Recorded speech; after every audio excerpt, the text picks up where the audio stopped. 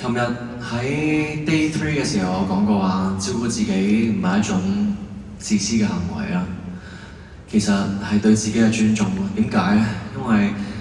可能自己已經踏入30歲啦，可能自己都有啲感慨。個感慨唔係大個咯喎，唔係呢啲咁簡單嘅一啲感覺咯，係發覺原來自己真係臨瞓之前就拉下筋啦。因為唔拉筋咧，第二朝跳舞都真係都幾緊嘅，真係。當然係關呢個飲食作息啦，又要開始要留意自己食啲咩，唔好食啲咩，要定時啦，所有嘢啦，亦都要好好咁樣去關心下自己啦，留一啲時間俾自己啦，留一啲 me time 俾自己啦。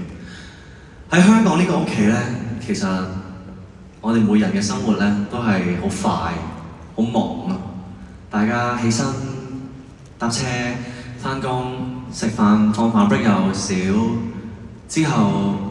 等放工，跟住返到屋企食個飯，玩下電話，咁就過咗一日，好快，所有嘢都嚟得好快，仲唔好講話屋企人嗌下交，同你嘅伴侶嗌下交。